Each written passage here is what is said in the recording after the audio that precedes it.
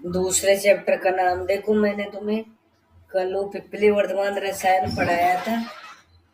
वो पिपली वर्धमान रसायन वाला पेज है ना, वहां पे आओ तुम एक बार।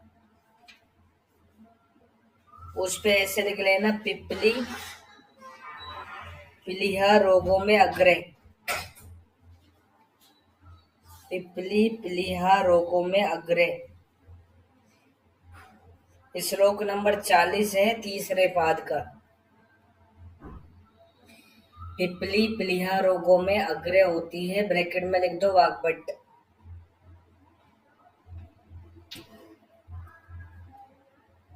फिर 3 बातें और लिखो। प्लीहग्न, प्लीहग्न एरो लगा के लिखना, रोहितक। प्लीहग्न रोहितक। प्ली है शत्रु, एरो लगा के सरपुंखा।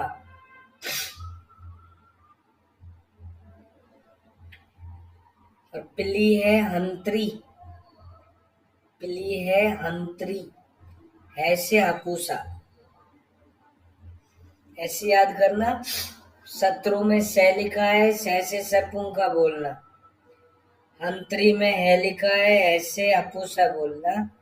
और प्लीहग्न पूछे तो रोहित का आंसर करना। और वाग्भट ने अग्रय क्या माना? पिपली को माना।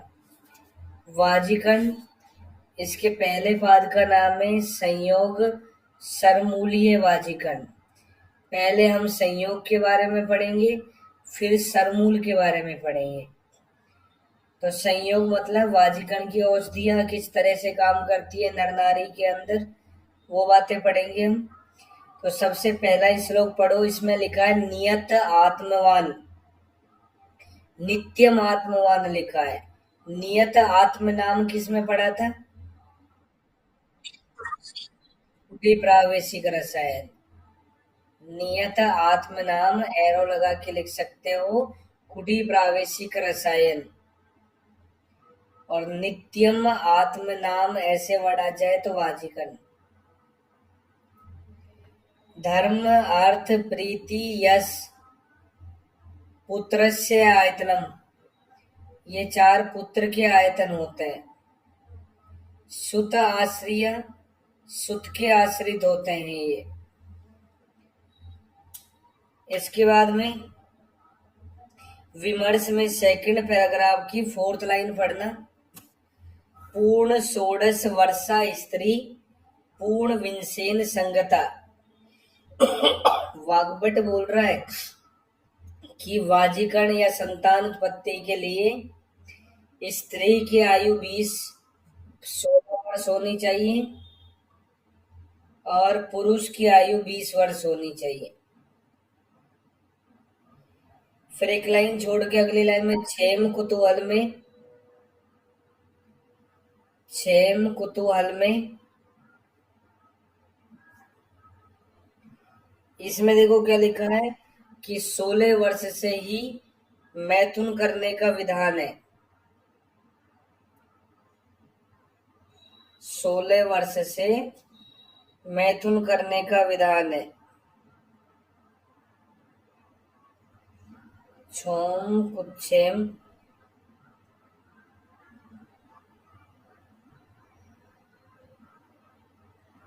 क्षेम कुतूहल में इसने 16 वर्ष बोला है।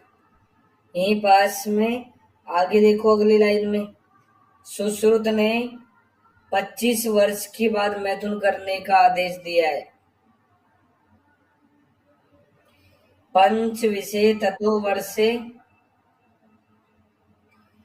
पुमान नारी तु षोडशे।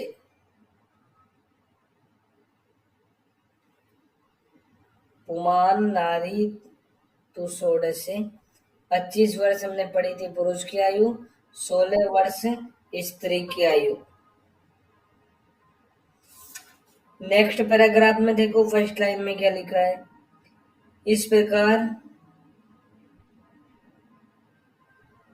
25, 20, 16 वर्ष में स्त्री संभोग करने का आदेश है। तो 25 तो है सुश्रुत अनुसार, 20 चरक अनुसार, 20 वाग्भट अनुसार, 16 चरक अनुसार। या क्षेम कुतूहल के अनुसार। तीनों याद रख लेना। 25 सुश्रुत में, 20 वाग्भट में, 16 चरक के अंदर। बता दूंगा, अभी आ जाएगा। इसके बाद में 4 नंबर के श्लोक में आओ। 4 नंबर के श्लोक में वाजीकरणम अग्रियम च क्षेत्रम स्त्री या प्रहर्षणी। स्त्री को सर्वोत्तम वाजीकारक माना है। स्त्री सर्वोत्तम वाजीकारक होती है। वृश्य में श्रेष्ठ किसको माना है चरक ने, बताओ।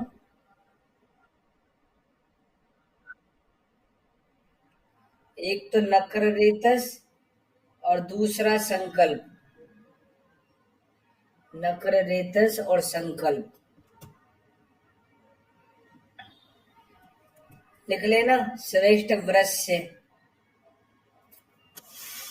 और श्रेष्ठ वाजीकारक। वाजीकारक में स्त्री और वृश्य नाम आए तो फिर नक्र रेतस और संकल्प करना। इसके बाद में फर्स्ट लाइन में वाजीकरणम अग्रम च क्षेत्रम स्त्री या प्रहर्षणी। इसी में 5वीं लाइन पढ़ो। स्त्री सुप्रीति विशेषण स्त्री सुपत्यम प्रतिष्ठितम। धर्म अर्थो स्त्री सुलक्ष्मी से स्त्री सुलोका प्रतिष्ठिता। ये सारे जितने भी है, प्रेम, संतान, धर्म, अर्थ, लक्ष्मी और संपूर्ण संसार स्त्री में आश्रित होता है, इसलिए स्त्री महान होती है। लास्ट लाइन में लिखा है स्त्री वृश्यतमा मता। वृश्यतम भी कहा गया है इसको, लेकिन कौन सी स्त्री? स्त्री तो बहुत सारी होती। इसमें लिखा है 10 नंबर के श्लोक में समान मन है सया, जो पुरुष के मन के अनुकूल हो। अगर पुरुष के मन के अनुकूल नहीं है, दौर मनस्य वाली है, तो क्या हो जाएगा? अवृश्याणाम अग्रे में पढ़ाया था। और अगर सोमनस्य होती है तो गर्भधारणा नाम। अग्रे में हमने यही पढ़ा था कि सोमनस्य गर्भधारणा नाम, दौर मनस्य अवृश्याणाम। फिर एक लाइन छोड़ के अगली लाइन में देखो। यस्या ऋते शरीरम ना धत्ते शून्यम इव इंद्रिय। जिसके नहीं होने पर पुरुष इस शरीर को इंद्रिय रहित धारण करता है। उसके जो इंद्रिय है, मेढ्र इंद्रिय, जन्नांग जो है, वो किसी भी काम का नहीं है अगर स्त्री नहीं है तो। इसके बाद में नेक्स्ट 15 नंबर के श्लोक में आओ। ऐतुल्य गोत्राम वृश्याम। ऐतुल्य गोत्र वाली स्त्री होनी चाहिए, वृश्य होनी चाहिए। संभोग के योग्य स्त्री या संतान उत्पत्ति के लिए। 16 नंबर के श्लोक में जिसके संतान नहीं होती वो कैसा होता है मनुष्य? अक्षयस्य एक शाखस्य निष्फलस्य यथा दुर्मे। मतलब ऐसा वृक्ष जिसमें छाया नहीं हो, एक ही शाखा हो, जो फल रहित हो, ऐसे वृक्ष के समान होता है। फिर 17 नंबर में चित्रदीप जैसा भी हो सकता है। चित्रदीप मतलब दीवार पे दीपक का चित्र बना दिया, लेकिन उसमें से उजाला तो हो ही नहीं रहा, तो ऐसा भी होता है। सरह शुष्कम सूखे हुए तालाब के जैसा होता है। ए धातु धातु सन्निभ है। शरीर में शुक्र धातु तो होती है, लेकिन वो कोई काम की नहीं होती है। ए धातु धातु सन्निभ है जैसा होता है।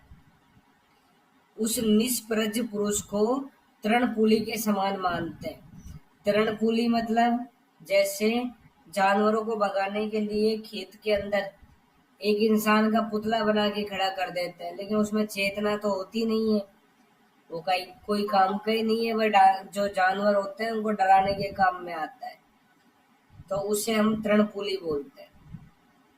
18 ने ये सब संतान रहित के लिए बोल रहा हूँ। 18 नंबर में अप्रतिष्ठित से नग्न से शून्य से एक इंद्रिय से ना, ना मतलब नर, वो मनुष्य या नर प्रतिष्ठित नहीं है समाज में, नग्न होता है, शून्य होता है, इंद्रिय रहित होता है, एक इंद्रिय वाला होता है। 19 नंबर में, अब जिसकी संतान होती है वो कैसा होता है?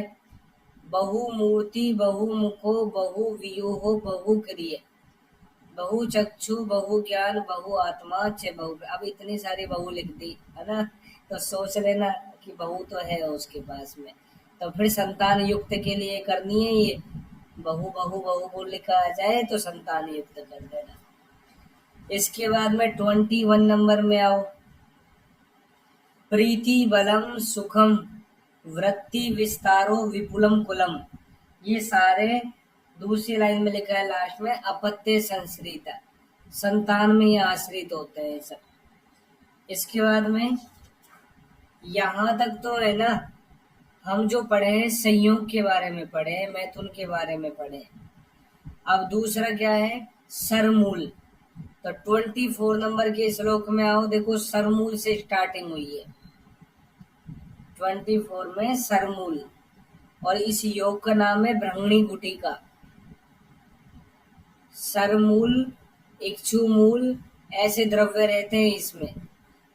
और इसमें लास्ट सेकंड लास्ट लाइन पढ़ो, पलिका गुलिका, इस गुटिका का प्रमाण पल प्रमाण में होता है, तो बीपी करके याद कर लेना, बी से ब्रह्मणी गुटिका, पी से पल प्रमाण में।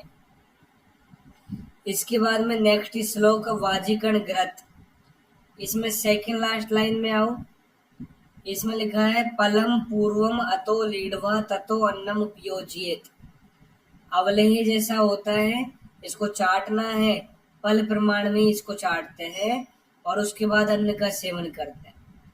नेक्स्ट श्लोक 38 में आओ, वाजिकण पिंडरस, इसमें सेकंड लाइन में देखो कुक्कुट लिखा है, कुक्कुट है मुर्गे का पर्याय। फोर्थ लाइन में सिखी, तीतर और हंस, तो चारों नाम याद करने हैं, मुर्गा, मोर, तीतर, हंस। इन चारों का अलग अलग मांस रस काम में लेंगे, किसके साथ में? फर्स्ट लाइन में मांस विदल, उड़द की दाल, अगली लाइन में गोधूम चूर्ण, इनके साथ में एक घोल जैसा बना लेंगे और उस घोल से फिर पुए तैयार करेंगे, पुए बनाएंगे, उत्कारी का बनाएंगे।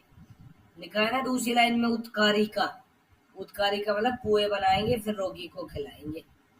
इसके बाद में नेक्स्ट श्लोक में आओ, 45, चार विरस्य रस, चटक तीतर रसे, कोमा लगा दो तीतर रसे के बाद में, तित्रीन कुक्कुट के रसे, कुक्कुटकान बारिहीन रसे, कोमा लगा दो बारिहीन रसे के बाद में, और हंस बारिहीणम। इस लाइन में देखो जो बरहीन है वो मोर का पर्याय होता है, तो एक वर्ड लिखे ना, चाटती, चटती, मुंह मोहो, चटती मुंह मोहो। चट से बनाना है चटक, ती से तीतर, मुंह से मुर्गा, मोह से मोर, है से हंस। ये 5 मास के बारे में बता रहा हूं तुम्हें। अब 5 मास रस के सीक्वेंस से 4 पेयर बनाने, इसलिए मैं क्रम याद करने के लिए बोल रहा हूँ। ऐसे मत कर देना हंस का चटक के साथ पेयर बना दो, हंस का जो पेयर है वो मोर के साथ ही बनेगा। इसके बाद में सेकेंड लाइन में फल अम्लान कार्येत रसान, अम्ल फलों का रस मिलाते हैं इसमें। नेक्स्ट वृश्य चटक मास, तृप्तिम चटक मासान गत्वा, यो अनुपिबेत पय, जो चटक मास रस को पेट भर करके सेवन कर ले और उसके बाद में दूध पी ले, तो न तस्य लिंग शैथिल्यम स्यात् न शुक्र क्षयोनिशि, तो मैथुन करते समय उसके लिंग में शिथिलता नहीं आती और शुक्र का क्षय भी नहीं होता जल्दी से जल्दी। तो ये चटक मास की लाइन है। इसके बाद में 49 नंबर के श्लोक में आओ, वृश्य अंडरस, वृश्य अंडरस में फर्स्ट लाइन में लिखा है मत्स्य अंडरस, सेकंड लाइन में है हंस, बरिणे है और दक्ष। अभी हमने मुर्गा मोर तीतर हंस पढ़ा था रस्य मास रस में, वाजिकण पिंड रस में, वाजिकण पिंड रस में पढ़ा था व्रस मुर्गा मोर तीतर हंस। अब उसमें है ना, तुम बस तीतर हटा दो और मछली लेके आ जाना। मुर्गा मोर मछली हंस बोल देना, तीन तो मैं से आ जाएंगे, इनके अंडों का रस काम में लेना है। नेक्स्ट 51 में देखो लास्ट लाइन में, सिद्धियंती देहे मलिने प्रयुक्ता क्लिष्टे यथा वाससी राग योगा। वाजिगण का प्रयोग करने से पहले शरीर को शुद्ध करा लेना चाहिए, नहीं तो वाजिगण का शरीर पे इस तरह से प्रभाव नहीं होता जैसे गंदे वस्त्र पे रंग नहीं चढ़ता। तो ये लाइन यहाँ पे वाजिगण में कही है चरक ने, और सुश्रुत इसको रसायन में बोलता है इस लाइन को। नेक्स्ट श्लोक की फर्स्ट लाइन, वाजिकण सामर्थ्यम क्षेत्रम स्त्री, स्त्री को वाजिकण में समर्थ क्षेत्र का है। नेक्स्ट लाइन में 10 पंच 6 संयोगा, इस चैप्टर में 15 योग बताए। वीर्य है पत्य विवर्धना, जो वीर्य और संतान की वृद्धि करने वाले होते हैं। इसके बाद में सेकेंड लाइन में पुष्टि बलप्रद, पुष्टि बलप्रद ही होते हैं ये। दूसरे पाद पे आओ, दूसरे पाद का नाम है आसिक्त छिरिकम अध्याय। आसिक्त छिरिकम में थर्ड नंबर का श्लोक आसिक्त छीड़ से स्टार्ट हुआ है, और इस योग का नाम क्या है, अपत्यकारी षष्टिकादि गुटिका। इसमें सेकेंड लास्ट लाइन में आओ, गुलिका बदरई तुल्या, बदर प्रमाण की होती है।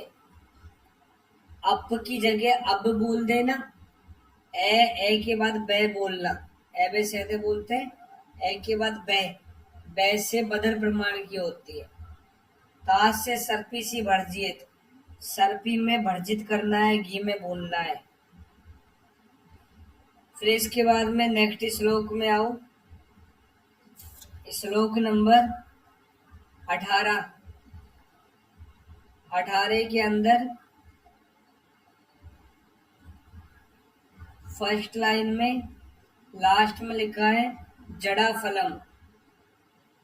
जड़ा फल केवांच का पर्याय होता है, आत्मगुप्ता कपि कच्छु का पर्याय होता है। और फर्स्ट वर्ड क्या है, खजूर मस्तक। खजूर मस्तक मतलब खजूर की बाल।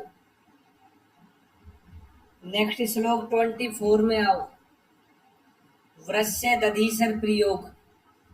इसमें देखो क्या लिखा है, कैसी दधीसर होनी चाहिए, शरद चंद्र सन्निभम, शरद ऋतु के चंद्रमा के समान होनी चाहिए। 27 में आओ, वृश्य षष्टिकोदन प्रयोग, चंद्रांशु कल्पम, चंद्रमा की किरण के समान होती है। पैसा दूध से सेवन करना है। घृत आढ़े ज्यादा मात्रा में घृत मिला हुआ रहता है षष्टिकोदन के अंदर। षष्टिकोदन चावल जो होते हैं कैसे होते हैं, चंद्रमा की किरणों के समान, शर्करा मधु साथ में मिलाते हैं। नेक्स्ट श्लोक आओ 31। फर्स्ट लाइन में क्या लिखा है, यदि यत्चे किंचित मन से है प्रियम, कोमा लगा दो।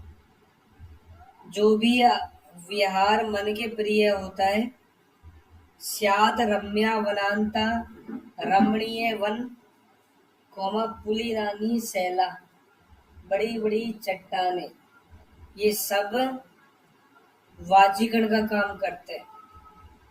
मन प्रसन्न हो जाता है। देखो इतने सारे ये सेक्सुअल डिसऑर्डर होते हैं, इनका सबसे बड़ा कारण क्या होता है, मेन रीजन क्या होता है इनका, स्ट्रेस। स्ट्रेस मन में प्रॉब्लम, मानसिक दोष, इसलिए दौर मने से या समान मने सया ऐसी बातें बोली गई है। तो जब रिलैक्स हो जाता है तो ये सब चीजें या सब सारी बीमारियां बहुत हद तक ठीक भी हो जाती है। रिलैक्स होना भी जरूरी होता है वाजीगण के क्षेत्र में। नेक्स्ट श्लोक में आओ, लास्ट लाइन में देखो, योगः परिकीर्तिता अष्ट अपत्य। 8 योग बताए यहाँ पे इस चैप्टर में। आज से आसिक्त छिरिकम, आज से 8 योग। पुरुषार्थ, ये पुरुषार्थ को बढ़ाने वाले होते हैं। ऐसे 8 योग पुरुषार्थ की वृद्धि करते हैं। तीसरे पाद पे आओ, इसका नाम है मास पर्ण वृत्ति अध्याय। विमर्श में पहली लाइन पढ़ो। मास पर्ण वृत्ति का अर्थ है जो गाय उड़द की पत्ती खाकर पुष्ट हुई हो। फर्स्ट लाइन पढ़ना, मास पर्ण वृताम धेनुम ग्रष्टिम पुष्टा चतुस्तनिम। उस गाय को ग्रष्टि बोलते हैं, ग्रष्टि विलय कर लो। ग्रष्टि ऐसी गाय होती है जिसके 4 स्तन होते हैं और जो उड़द की पत्ती खाकर पुष्ट हुई होती है। समान वर्णवत्साम, समान वर्ण वाली उसकी संतान हो। जीवित वत्साम, संतान जीवित हो। ऐसी मिलती जुलती लाइन हमने और किसके लिए पढ़ी थी शारीरिक स्थान में? धात्री, ऐसी धात्री भी होती है। सेकंड लाइन में रोहिणीम अथवा कृष्णम ऊर्ध्व श्रृंगी। रोहिणी वर्ण की होती है, कृष्ण वर्ण की होती है। श्रृंग ऊपर उठे हुए होते हैं। इक्षु आदाम अर्जुन आदाम वा। इक्षु की पत्ती खा के पुष्ट हुई हो या अर्जुन की पत्ती खा के पुष्ट हुई हो। तो यहाँ पे ऐसे याद कर लेना, माई अर्जुन। हिंदी में लिख सकते हो माई अर्जुन। माँ से मास, ई से इक्षु और अर्जुन, इन तीनों में से किसी की भी पत्ती खा के पुष्ट हुई हो उसे ग्रष्टि बोलते हैं। नेक्स्ट लाइन में अगर इसमें शर्करा छोदर सर्पी भी मिला ले तो ये उत्तम वृश्य का योग बन जाता है। विमर्श में फर्स्ट लाइन में ग्रष्टि क्या है? सकृत प्रसूता गऊ ग्रष्टि। प्रथम बार की ब्याई हुई गाय ग्रष्टि होती है जिसने पहली बार संतान को जन्म दिया है। दूसरी लाइन में निघंटु रत्नाकर क्या बोलता है? प्रथम प्रसूता जो होती है वो सार रहित होती है, गुणों में हीन होती है, ऐसा निघंटु रत्नाकर बोलता है। नेक्स्ट लाइन में अष्टांग संग्रह क्या बोलता है कि ग्रष्टि वस्कयणी निरुक ऊर्ध्व श्रृंगी चतुस्तनी। वयस्क अवस्था की अच्छी होती है, रोग रहित होती है, ऊर्ध्व श्रृंग वाली होती है, 4 स्तनों वाली होती है। ऐसी ग्रष्टि अच्छी होती है। 6 नंबर में 5 वृश्य क्षीर का प्रयोग। इसमें 5 महाकषाय हैं। देखो, शुक्र जनन, जीवनीय, भ्रंगनीय, बल्य और स्तन्य जनन। 5 महाकषाय रसायन में कौन से योग में पढ़े थे? आमूक अयस ब्रह्म रसायन। वहां और यहाँ क्या अंतर है? वहां पर वय स्थापन था और यहाँ पर बल्य है। यहाँ पे बलवर्धन या बल्य लिखा है। इसके बाद में इसी लाइन में पये सिद्धम पृथक पृथक, पृथक पृथक द्रव्य से क्वाथ बना के दूध सिद्ध करना है। फिर गोधूम चूर्ण गेहूं का आटा मिलाना है, गरज छोदे सरका मिला के काम में लेंगे इसको। नेक्स्ट श्लोक नंबर 11 पे आओ। अपत्य जनन क्षीर। इसमें मंडलई जात रूपस्य, इसका मतलब है हिंदी में दूसरी लाइन में स्वर्ण भस्म। तो स्वर्ण भस्म कौन से योग में पड़ी रहती है? अपत्य जनन क्षीर में। नेक्स्ट श्लोक में आओ, वृश्य पिपली योग। हमने पढ़ा था पिपली वृश्य भी होती है, रसायनी भी होती है। तो वहां पे तो 1000 पिपली का सेवन किया था रसायन में। यहाँ पे 30 पिपली याद रखना। 63 सुपिष्टा पिपली है।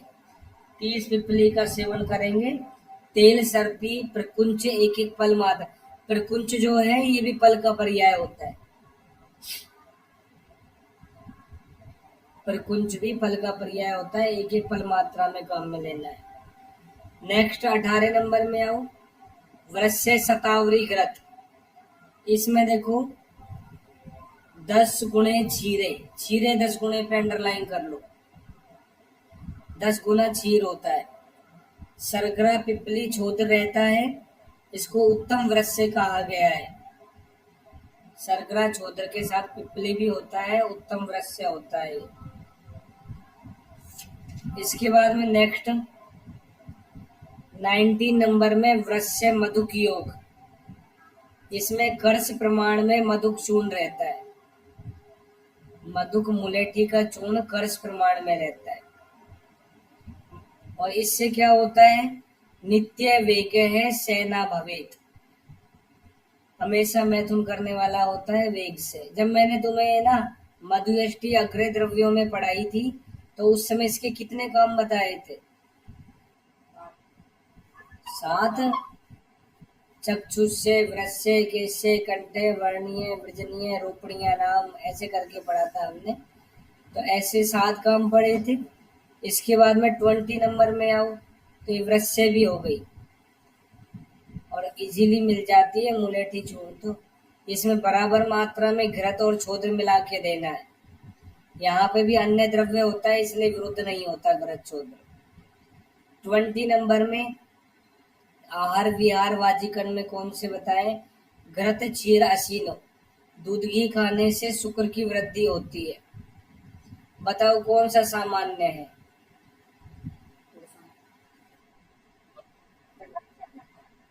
गुण सामान्य, गुण सामान्य होता है। फिर इसी लाइन में युवा मनुष्य वाला वाजिगण के योग्य होता है। युवा मनुष्य जो होता है, युवावस्था वाला। संकल्प, ये भी वाजिगण में श्रेष्ठ होता है। और प्रवणो नित्यम, नित्य फिर वो मैथुन कर सकता है। वृष आयते, वृष के समान। नेक्स्ट श्लोक में आओ, श्लोक नंबर 29। इसमें फर्स्ट लाइन में पर पुष्ट गुष्टा, कोयल का पर्याय होता है ये, जो दूसरे के घोंसले में पुष्ट हुई हो। थर्ड लाइन में काम है स्त्री चायुध है, ये कामदेव के आयुध या शस्त्र होते हैं। लास्ट लाइन में हर्षस्य योनि परमानराणाम, हर्ष की परम योनि कहा गया है इन सबको।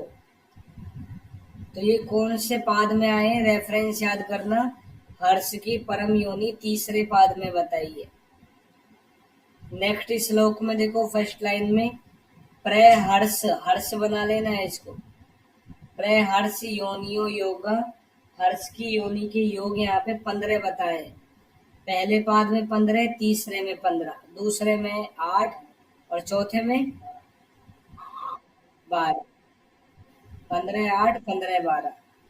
इसी लाइन में लास्ट में लिखा है शुक्र बलप्रद, ये शुक्र बलप्रद होता है। चौथे पाद पे आओ, चौथे पाद का नाम है पुमान जात बलादिकम अध्याय। इसमें 4 नंबर का श्लोक पढ़ो।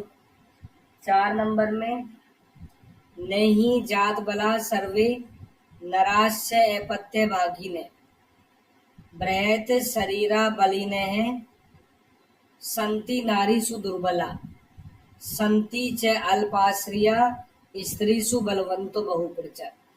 तो ये जात बला वाली लाइन है, इसका रेफरेंस याद करना। देखो इसका मतलब क्या है कि ये जरूरी नहीं है कि कोई देखने में पुरुष जो है बलवान है, मतलब अच्छा हष्ट पुष्ट है, तो वो मैथुन करने में ज्यादा सक्षम है। और एक ऐसा पुरुष नजर आ रहा है जो दिखने में लिन थिन है, पतला सा है, तो उसको देख के नहीं कह सकते कि ये तो दुर्बल है, ये तो मैथुन कर ही नहीं सकता। तो आचार्य चरक बोलता है कि जो दुर्बल है वो भी ज्यादा मात्रा में मैथुन कर सकता है, और जो हष्ट पुष्ट है वो भी मैथुन में दुर्बल हो सकता है। तो बल का संतान उत्पत्ति के साथ संबंध बताया है ये। तो इस लाइन का रेफरेंस याद करना। 10 नंबर के श्लोक में आओ, घृत तेल रस क्षीर शर्करा मधु मिला के वृश्य बस्तियों का प्रयोग करते हैं। रेफरेंस याद करना। चौथे पाद में वृश्य बस्तियां बताइए। नेक्स्ट श्लोक की फर्स्ट लाइन देखना, कोलवत गुलिका, और इसका नाम क्या है, वृश्य मास गुटिका। वृश्य मास गुटिका का प्रमाण क्या होता है, कोलवत गुटिका, कोल प्रमाण की होती है। अब तुम सीधे श्लोक नंबर 29 पे पहुंच जाओ। 29 नंबर का श्लोक, अपत्य कर घृत। अपत्य कर घृत में 5 द्रव्य होते हैं, शतावरी, विदारी, कंध, मास, आत्मगुप्ता और स्वदष्ट्रा। ऐसे 5 द्रव्य होते हैं। अश्वगंधा नहीं है इसमें, पांचों याद रखने हैं तुम्हें। शतावरी है, विदारी कंद है, उड़द की दाल है, केवाच है और स्वदष्ट्रा गोपचुर है। सबको अलग अलग क्वाथ के अंदर सिद्ध करना है, सबका अलग अलग क्वाथ बनाना है।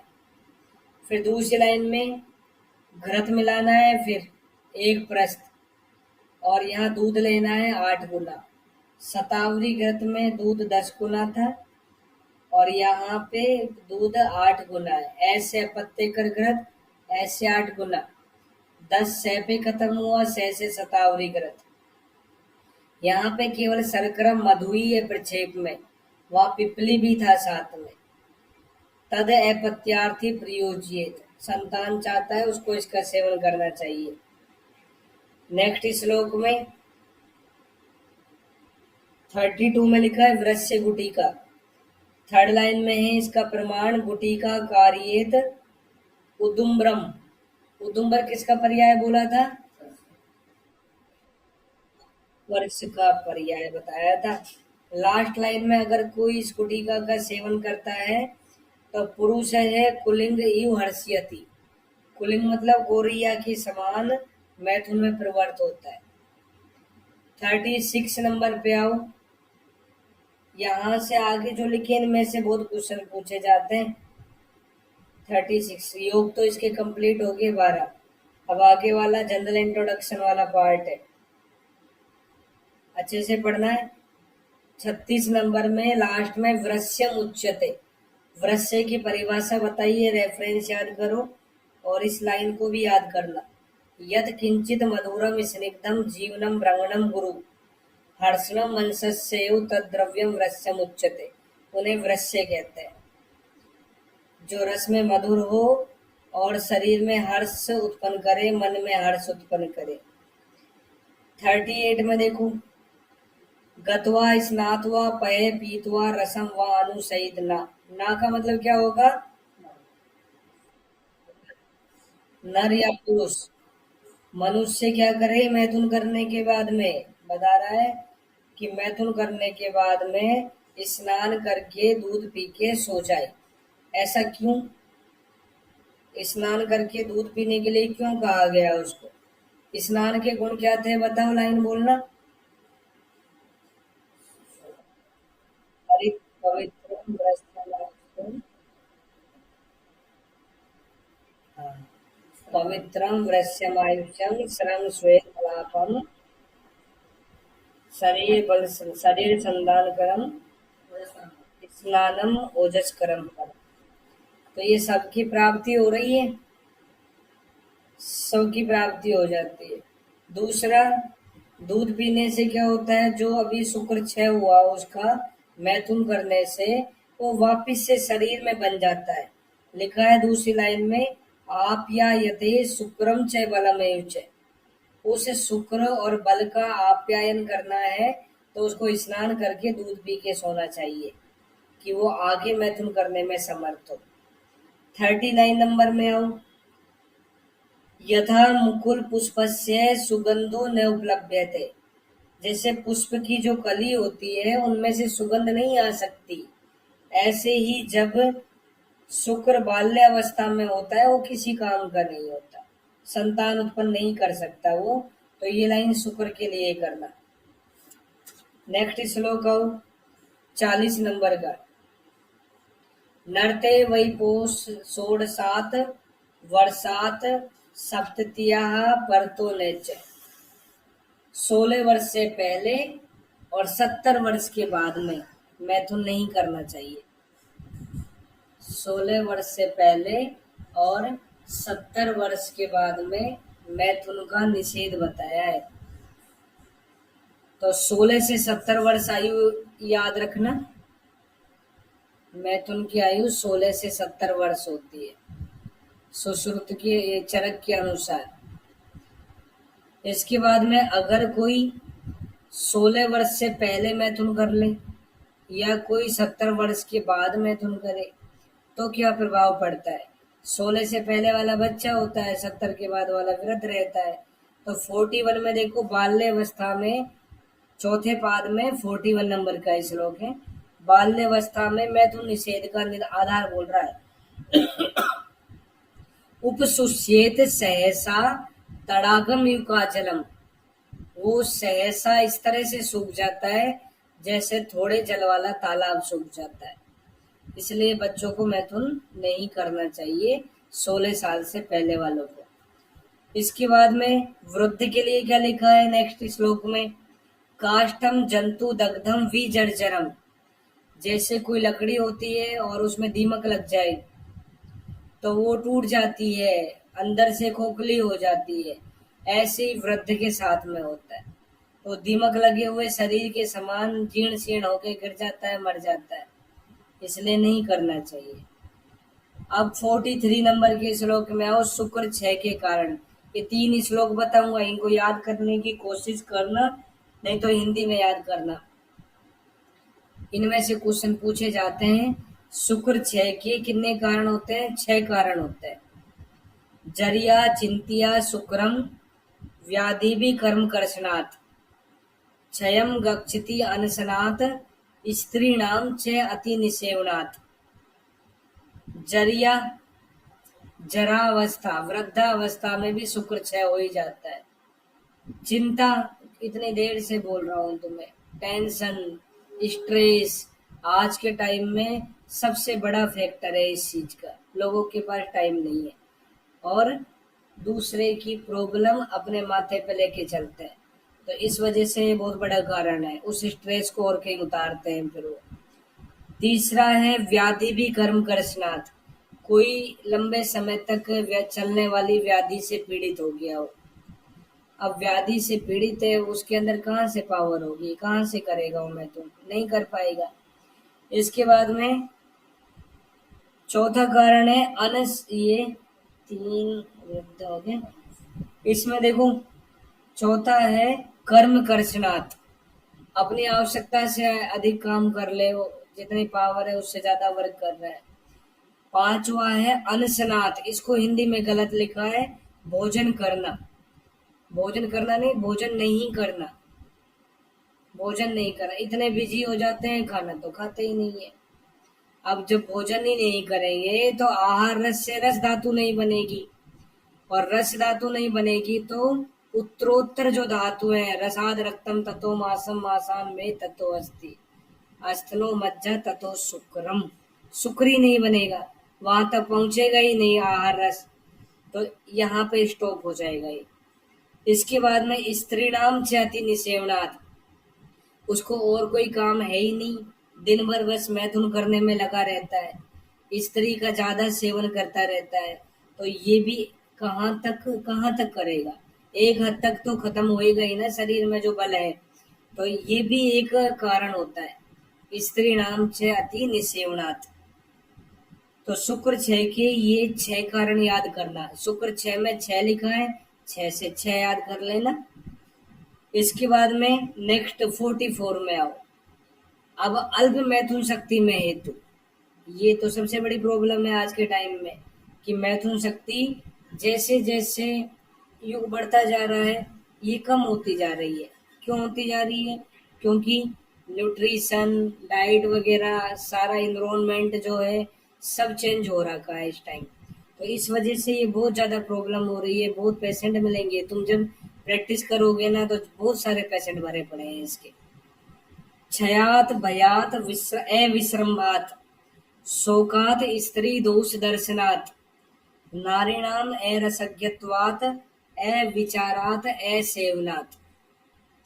देखो क्षयात वाली लाइन शुक्र 6 में नहीं करनी, ये लाइन अल्प मैथुन शक्ति में करनी है 6 की वजह से।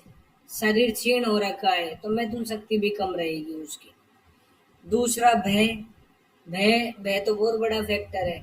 बहुत सारे लोग डर डर के ऐसे मैथुन करते हैं, तो ये भी एक बहुत बड़ा कारण होता है। फिर उनके साथ में और बहुत सारी प्रॉब्लम होती है, pre mature ejaculation, erectile dysfunction, इतनी सारी प्रॉब्लम होती है। और सबसे बड़ी प्रॉब्लम पता है ये नहीं है कि उसको प्रॉब्लम है, सबसे बड़ी प्रॉब्लम तो ये है कि वो अपनी प्रॉब्लम शेयर ही नहीं करता। आज के टाइम में ये सबसे बड़ी प्रॉब्लम है। अभी मैं तुम्हें बताऊं, 4-5 दिन पहले है ना, एक पेशेंट आया था। अब उसने बताया कि मुझे तो कमर में दर्द हो रहा है, मेरे हाथ पैरों में दर्द हो रहा है, मैं काम करता हूँ, ऑफिस में बैठा रहता हूँ दिन भर। तो मैंने उसकी दवा लिख दी उसको। फिर थोड़ी देर बाद देखा वो चारों तरफ है ना उधर ही चक्कर लगा रहा था। तो ऐसे पेशेंटों को मैं पहचान जाता हूँ, क्योंकि मेरा ये पीएचडी का टॉपिक है ना, यही था। ये जो अपत्यकर ग्रंथ और वृश्य शतावरी ग्रंथ जो मैं तुम्हें पढ़ाया हूँ, इन दोनों की मैंने कंपैरेटिव स्टडी करी थी। तो बहुत सारे पेशेंट देखे मैंने, तो पहचान जाता हूँ कि ये कैसे पेशेंट होते हैं। तो वो बताएंगे नहीं तुम्हें कि उसको क्या परेशानी है, लेकिन वो तुम्हें पहचानना पड़ता है। ये थोड़ी है कि अब पेशेंट आ गया तो हम उसको ऐसे ही छोड़ेंगे। तो वो थोड़ी देर बाद क्या किया, पहले एक स्कॉलर थी, फीमेल थी, तो वो हिस्ट्री ले रही थी। तो उसको देख के वो बता ही नहीं पाया, उसको शर्म आ रही थी, मैं कैसे बताऊं मेरे प्रॉब्लम हो रही है। अब उसके 2-3 महीने बाद उसकी फिर मैरिज होने वाली और उसको डर लग रहा था, है ना। तो फिर वो आके फिर थोड़ी देर बाद जब कोई नहीं था, मैं अकेला बैठा था, फिर वो ओपीडी में आके बोलता है, डॉक्टर साहब ऐसे ये वो ये।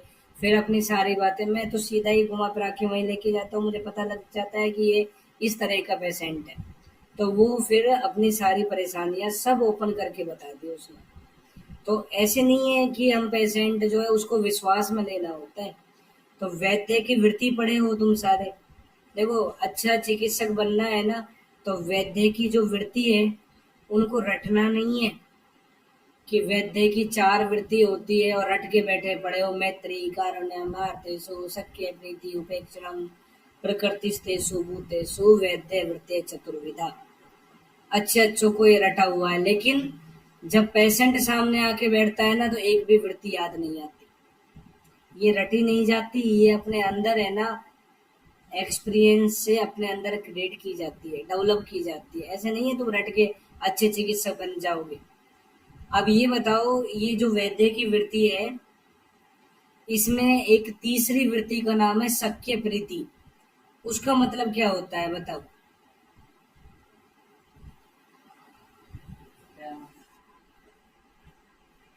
शाबाश, है ना। तो ये प्रैक्टिस करता है ना, इससे पता चल रहा है। सख्य प्रीति मतलब पेशेंट की डिटेल को किसी और से शेयर नहीं करना, मतलब विश्वसनीयता। पता है आज के टाइम में ऐसे कुछ बेवकूफ चिकित्सक होते हैं तुम्हारे जैसे, है ना। तो जो पहली पहली बार पेशेंट से पाला पड़ता है, तो वो बैठे रहते हैं, तो पेशेंट बता रहा है और पास में बैठे बैठे मैं तो ऐसो को भगा देता हूँ थोड़ी देर के अंदर ही, सोचते ही नहीं हो भाग उठ भाग के, ऐसे कोई जरूरत नहीं है तेरी। तो वो स्माइल मारने लग जाता है, अरे अरे इसको तो ये प्रॉब्लम है, इसके साथ तो ये प्रॉब्लम हो रही। अरे पेशेंट की बात जो है ना, वो हमें पेशेंट ऐसी बातें बता के जाता है कि जो वो अपने पेरेंट्स से भी शेयर नहीं करता। ऐसी ऐसी तुम्हें बातें बता के जाएगा, तुम पे इतना विश्वास रखेगा वो पेशेंट कि ये मुझे ठीक कर देंगे, डॉक्टर मेरे लिए भगवान के समान है। वो अपने माता पिता को भी नहीं बताएगा, लेकिन डॉक्टर को बता के चल जाएगा। लेकिन वहां बैठे बैठे स्माइल मार रहे हैं, चलो कोई बात नहीं, ज्यादा धीरे धीरे स्माइल मारी। अब वो है ना, जब शाम को बैठेंगे आपस में ग्रुप के अंदर, और फिर जोर जोर से हंसेंगे, अरे यार उसके साथ तो ये प्रॉब्लम थी, एक पेशेंट आया वो ऐसे कर रहा था, वो ऐसे कर रहा, ये कर रहा, और हंस रहे हैं जोर जोर से। पता है ऐसे कभी नहीं करना चाहिए। अगर ऐसे करोगे ना तो एक दिन वो प्रॉब्लम तुम्हें भी हो जाएगी। कभी भी पैसे, उस दिन तुम्हें एहसास होएगा कि मैं कैसे हंस रहा था उस पेशेंट की बातों पे।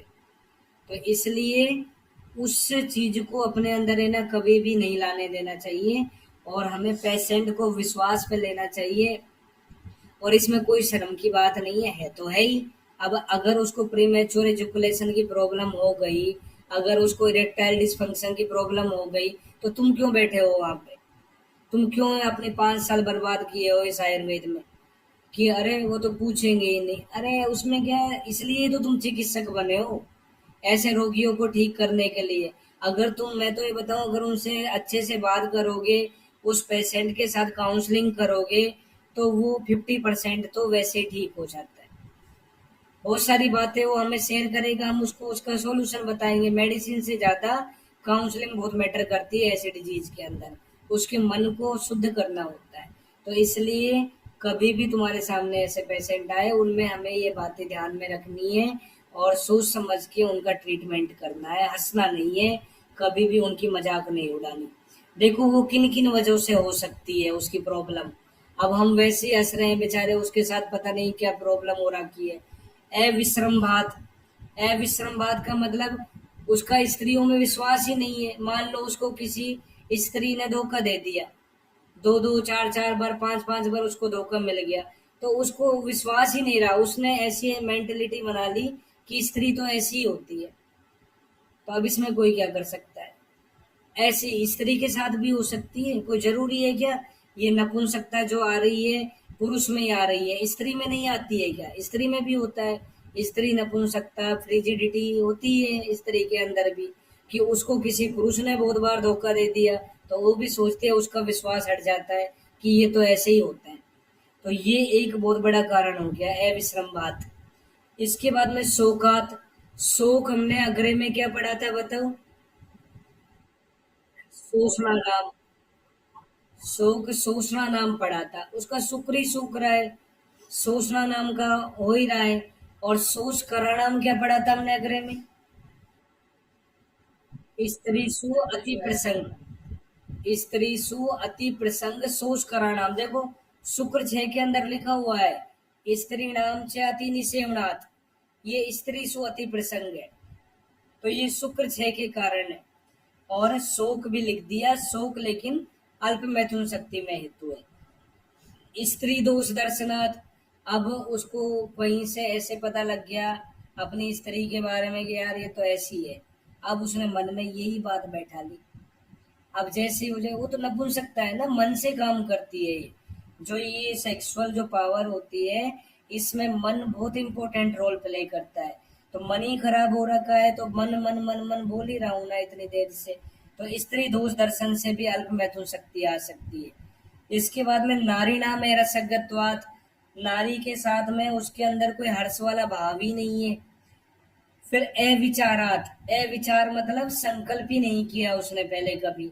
ऐसे थोड़ी है कि हर टाइम पे 24 घंटे में वो कभी भी मैं मैथुन करने इंटरकोर्स कर सकता है, वो कभी भी ऐसा नहीं होता। कभी ना, वो तो समय होता है, टाइम होता है, इन्रोलमेंट होता है, रिलैक्स होता है। इंद्रिया जब रिलैक्स होती है तभी ये चीजें होती है। इसके बाद में असेवनाथ, ये भी बहुत बड़ा कारण है। अब वो पेशेंट को इसलिए ऐसे लग रहा था कि उसने कभी किया नहीं और उसकी शादी हो रही थी, उसको डर लग रहा था। असेवनाथ की पता नहीं मैं मैथुन कर पाऊंगा या नहीं कर पाऊंगा, ऐसे बहुतों के साथ में होता है। तो हमें ये चीज भी समझनी चाहिए, उनकी काउंसलिंग करनी चाहिए ऐसे रोगियों को। उनके अंदर ऐसे नहीं है कि वो कमजोर है, कमजोर नहीं है, लेकिन वो वहां तक पहुंचे नहीं। जैसे तुम देख लो ना, तुम्हारे अंदर नहीं है क्या? सबके अंदर है, तुम जो पढ़ रहे हो सबके अंदर है। क्या तुमको पीजी को लेकर डर नहीं लगता क्या? भाई पीजी में सिलेक्शन होने के लिए तुम्हारे मन में डर नहीं है क्या? पीजी में सिलेक्शन कैसे होता है? तो वही इस चीज में समझ लेना। जिसने कभी मैथुन किया ही नहीं, तो उसके मन में यही चीज रहती है कि यार कैसे होता है। और जिसने पीजी में पहुंचे, तुम एक बार पीजी में सेलेक्ट हो जाओ, तुम्हारा डर है ना मन से पूरा निकल जाएगा। फिर तुम लाइफ में कोई भी पेपर देते जाओगे ना, तो वो तुम अपने आप ही फ्री माइंड से दोगे और सेलेक्ट होते जाओगे। तो ऐसा ही ये जो पेशेंट होते हैं ना, इनके साथ में होता है, क्योंकि वो वहां तक कभी पहुंचे हुए नहीं होते हैं। असेवनाथ वाले, तो असेवनाथ वालों के साथ में ऐसी प्रॉब्लम होती है, ये भी हमें समझनी चाहिए। इसके बाद में इसको है ना, जब हम सुश्रुत में पढ़ेंगे, तो उसने एक खर शुक्र निमित्तज नपुंसकता बताई है। सुश्रुत मानसिक क्लैव्यता भी बोलता है। अभी मैंने तुम्हें चरक पढ़ाया था, चरक के अंदर चार ही नपुंसकता है, लेकिन वहां पे मानसिक नहीं है। मानसिक नपुंसकता, खर शुक्र निमित्तज नपुंसकता, ये सुश्रुत बोलता है। ये मैं तुम्हें सुश्रुत में पढ़ाऊंगा कि ऐसे भी कलियुता नपुंसकता होती है। सेकंड लाइन में आओ तो तुम्हें ये आठों नाम याद रखने हैं। मैं तो तुम्हें ये कह रहा हूँ, अगर तुम्हें ये पेशेंट टैकल करने आ जाए और ठीक करने आ जाए ना, तो मैं तो मानता हूँ कि संसार में है ना, इससे बड़ा कोई ब्लेसिंग नहीं है, इससे बड़ा कोई आशीर्वाद नहीं है। अगर तुमने ऐसे पेशेंट को ठीक कर दिया, अगर किसी पेशेंट को, ऐसे पेशेंट को, मेल हो या फीमेल हो, तुम उसको संतान उत्पत्ति के योग्य बना रहे हो, तो इससे बड़ा संसार में कोई भूत दया का काम नहीं है, इससे बड़ा कोई पुण्य का काम नहीं है। तो बहुत पेशेंट मिलेंगे, और मैं तो कह रहा हूँ खुल के काम करना चाहिए इसमें। और वो इतना रोते हैं, इतना परेशान होते हैं, जिस दिन उनके साथ अच्छा होता है ना, तुम्हें बहुत दुआएं दे के जाएंगे ऐसे पेशेंट। तो कभी ये चीजें हमें हंसी मजाक में नहीं लेनी चाहिए। दूसरी लाइन में आओ। देहे सत्व बलापेक्षी, हर्षे शक्ति से हर्ष जा। तो शरीर और मन की जो शक्ति होती है वो हर्ष में रहती है, और शरीर मन के बल के रहने पर ही प्रसन्नता रहती है। मैं तुम्हें ये बातें क्यों बोल रहा हूँ, जैसे है ना हम इमरजेंसी बोलते हैं ना, इमरजेंसी, तो इमरजेंसी जैसे ही नाम आता है तो हम सोचते हैं यार मॉडर्न में जाना चाहिए। ऐसे जब भी कभी है ना वो ब्रांड है, वो अपन को सोचो इमरजेंसी आते ही मन में आता है यार, जो ये डिस्ट्रिक्ट हॉस्पिटल है, बड़े बड़े हॉस्पिटल है, वहां लेके जाओ पेशेंट को। और ऐसे कभी ऐसे आता है ना सेक्सुअल वीकनेस वाली बात है, तो चाहे किसी भी पेशेंट से पूछो, उनका विश्वास आयुर्वेद पे ही है। वो ये तुमसे आके कहेंगे कि मॉडर्न में तो कुछ नहीं है, और हमारे पास हमें तो है ना इसका इलाज लेने आपके भाई, ये ब्रांड है। तो आयुर्वेद में बहुत सारे लोग इस पे बहुत अच्छा काम कर रहे हैं, इनफर्टिलिटी पे काम कर रहे हैं, और बहुत पैसा भी कमाते हैं, बहुत आशीर्वाद भी मिलता है। तो इसमें एक कोई पकड़ लो ना, इतने सारे हमारे वाजीगण के योग बता रखे हैं। अगर कोई नॉन वेजिटेरियन है, तो नॉन वेजिटेरियन के लिए तो इतने सारे योग बता रखे हैं, वेजिटेरियन के लिए भी बहुत सारे योग बता रखे हैं। तो करो काम, तो बहुत पैसा है इसके अंदर। लेकिन धर्म और भूत दया याद में रहनी चाहिए। धर्म का काम भी है और ये भूत दया का भी काम है। अर्थ और काम के पीछे मत भागना। इसके बाद में 46 नंबर पे आओ।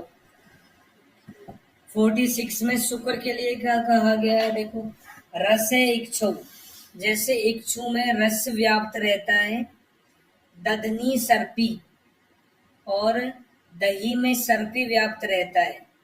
तेलम तिले यथा, तिल में तेल व्याप्त रहता है, ऐसे ही संपूर्ण शरीर में शुक्र व्याप्त रहता है। लेकिन वो बाहर कैसे आता है, शुक्रम सम स्पर्श ने तथा, स्पर्श से बाहर आता है। लेकिन स्पर्श कैसा, मन के अनुकूल स्त्री का स्पर्श। इसलिए स्त्री को सर्वोत्तम वाजिकारक है। स्त्री जो होती है, ऐसे मान लो कि अगर कोई पेशेंट है उसको भी श्रेष्ठ व्रत से बना सकती है, और अगर कोई पेशेंट अगर बलवान भी है ना, उसको भी दुर्बल दुर्बल बना सकती है। ये चीजें स्त्री पे निर्भर करती है। स्त्री को इसलिए सर्वोत्तम वाजिकारक कहा गया है, समझदार होनी चाहिए। और इतनी सारी बातें उसलिए तो महान कहा गया है उसको, समझदार होना, वृश्यतम होना, वाजिकणतम होना, मन की बात समझने वाली होना, ये सारी बातें इस वाजीगण के अंदर बताई गई है। इस उसके स्पर्श मात्र से ही शुक्र की प्रवृत्ति हो जाती है। नेक्स्ट 47 नंबर में आओ। 47 नंबर के श्लोक में देखो, शुक्र च्युति में क्या कारण होता है। पहले तो सुश्रुत में बताओ क्या पढ़ा था हमने, शारीरिक तेज और वायु, ये तो हम सुश्रुत में पढ़े थे। यहाँ देखो क्या है, स्त्री पुरुष का जब संयोग होता है तो चेष्टा संकल्प पीड़नाथ, चेष्टा की वजह से, संकल्प की वजह से, और अंग पीड़न से, मर्दन करने से, एक दूसरे के अंगों के मर्दन करने से, इससे शुक्र ज्योति होती है। और कैसे शुक्र बाहर आता है, जलम आद्रात पटादियु, जैसे कोई गीले कपड़े को निचोड़ते हैं, उसमें से पानी बाहर निकालते हैं, ऐसे ही पूरे शरीर को निचोड़ते समय, निचोड़ते जैसा फील होते हुए शुक्र बाहर आता है। नेक्स्ट श्लोक आओ 48 नंबर का। इसके अंदर देखना, अभी तीसरी बात है, ये भी 8 होती है। शुक्र प्रवृत्ति के 8 कारण, ये भी श्लोक याद करने का प्रयास करना। हर्षात तरसात सरत्वात च पैक्षिल्यात गौरवात अपि अणुप्रवण भावात च ध्रुतत्वान मारुतस्य च अष्टाभ्य एभ्यो हेतुभ्य, ये 8 कारण होते हैं।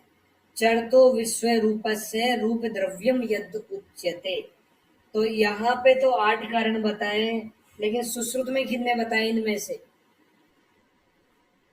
एक ही कारण है, हर्ष। सुश्रुत केवल हर्ष ही बोलता है, और यहाँ पे 8 है, आठों नाम याद रहने चाहिए। इनमें से ये बताओ तुम, ये ध्रुव तत्वान मारुतस्य च और किसका कारण था?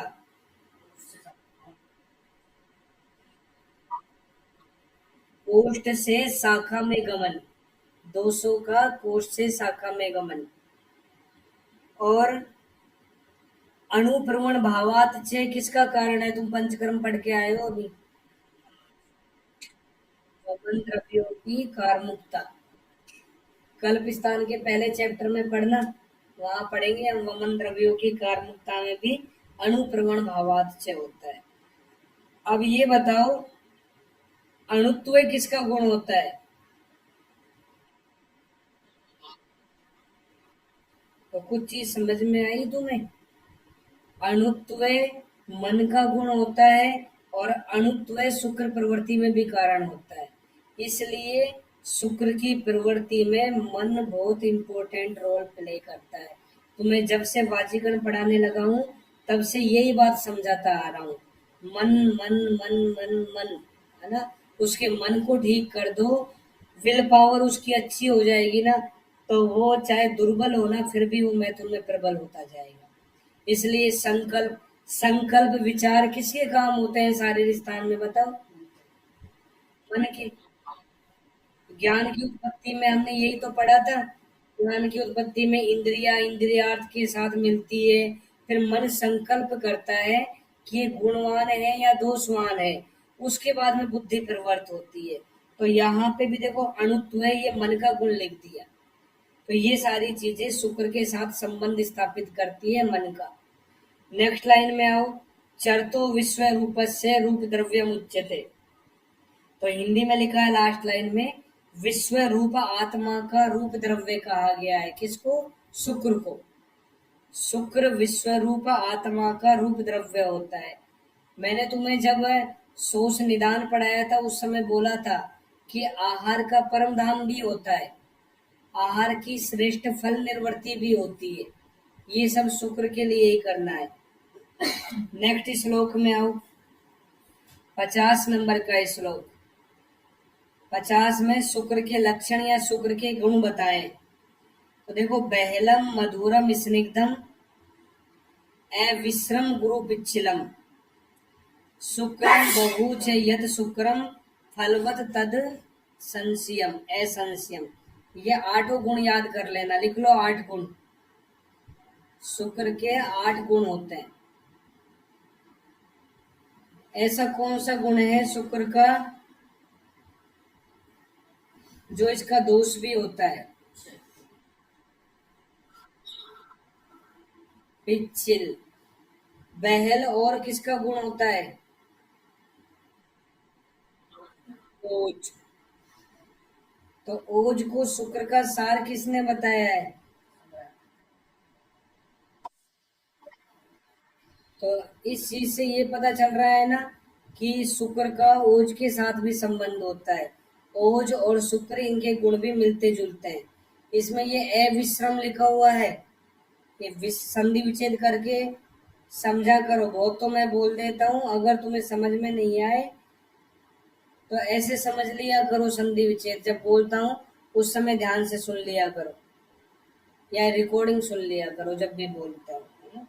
रिकॉर्डिंग में आवाज नहीं आए तो फिर मेरी आवाज सुन लिया करो। शुक्लम बहु, शुक्ल भी होता है, ओज का गुण सारे ही होते हैं। ये 8 नाम याद कर लेना। ओज के, शुक्र के 8 गुण होते हैं, 8 दोष होते हैं। 51 नंबर में आओ, वाजीगण की निरुक्ति। रेफरेंस याद करना, वाजीगण की निरुक्ति, इसका रेफरेंस याद करना। तो इसमें देखो, ये नारीषु सामर्थ्यम वाजीवत लभते नरे। वाजी के समान मैथुन में जो प्रवृत्त होता है उसे वाजीगण बोलते हैं। रेफरेंस याद करो, वाजीगण की परिभाषा कहाँ पढ़े थे? रसायन के पहले पाद में। और वाजीगण जो है, इसकी निरुक्ति पूछे तो वाजीगण के चौथे पाद में बताइए। इसके बाद में इस विमर्श में सेकंड लास्ट लाइन पढ़ना। विमर्श के अंदर सेकंड लास्ट लाइन, इसमें लिखा है कि अन्यत्र तीन तरह के वृक्ष से बताए। अन्यत्र के जगह पे तुम चक्रपाणी लिख लो। चक्रपाणी तीन तरह के वृक्ष से मानता है। शुक्र श्रुति कर्म किंचित, कोमा लगा दो। कुछ शुक्र श्रुति कर होता है, किंचित शुक्र विवर्धनम, कुछ शुक्र को बढ़ाने वाले होते हैं, श्रुति वृद्धि कर्म किंचित, और कुछ दोनों काम करने वाले होते हैं। त्रिविधम वृक्ष को गोले में बंद कर दो। अब जो पहला पढ़ा है ना, शुक्र श्रुति कर्म किंचित, इसके अंदर एरो, इसमें एरो लगा के लिखो इसका एग्जाम्पल संकल्प आदि। इसका एग्जाम्पल होता है श्रुति कर का संकल्प। संकल्प मात्र से ही बहुत बार शुक्र क्षय हो जाता है। दूसरा है शुक्र विवर्धनम, इसका एग्जाम्पल है उड़द आदि, उड़द की दाल आदि जो है। और श्रुति वृद्धि कर का एग्जाम्पल लिख लो दूध घी। दूध घी शुक्र श्रुति वृद्धि कर में आते हैं। ये तो हमने पढ़े हैं चक्रपाणी के अनुसार। राइट में तुम्हें खाली जगह मिलेगी, वहां लिख लो डलहन के अनुसार तीन वृक्ष से। डलहन के अनुसार तीन प्रकार के वृक्ष से। डलहन कौन सी टीका लिखता है सुश्रुत पे?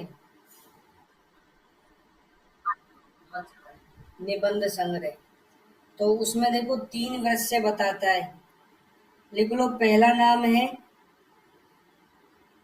शुक्र जनक, इसके नीचे दूसरा नाम लिखो शुक्र प्रवर्तक, और तीसरा नाम लिखो शुक्र जनक प्रवर्तक। शुक्र जनक प्रवर्तक। शुक्र जनक में एरो लगा के लिखो देहे बलकरम, देहे बलकरम। शुक्र प्रवर्तक में लिखो एरो लगा के मनोबलकरम, मनोबलकरम। जनक प्रवर्तक में लिखो देहे मनोबलकरम, देहे मनोबलकरम। ये जनक प्रवर्तक में लिखना। तीनों के एग्जाम्पल लिख लो। जनक का एग्जाम्पल लिखो गोधूम, गेहूं हो गया, कोमा उड़द आदि, गोधूम मास आदि या गोधूम उड़द आदि। प्रवर्तक में लिखो एग्जाम्पल संकल्प। जनक प्रवर्तक में लिखना घृत क्षीर, क्षीर घृत। दोनों के अनुसार याद रखने। 53 नंबर में आओ, फर्स्ट लाइन योगा द्वादश। इस अध्याय में हमने वाजीगण के 12 योग पढ़े हैं। यत पूर्वम मैथुनात् सेव्यम, कोमा लगा दो। ये सब बातें पढ़ी है कि मैथुन से पहले क्या सेवन करना चाहिए। सेव्यम यत मैथुनात् अनु, और मैथुन के बाद में क्या सेवन करना चाहिए। ये सारी बातें हमने इस पाद में पढ़ी है। ठीक है, तो ये अपना वाजीगण चैप्टर कंप्लीट हो गया। कल से अपन ज्वर पढ़ेंगे।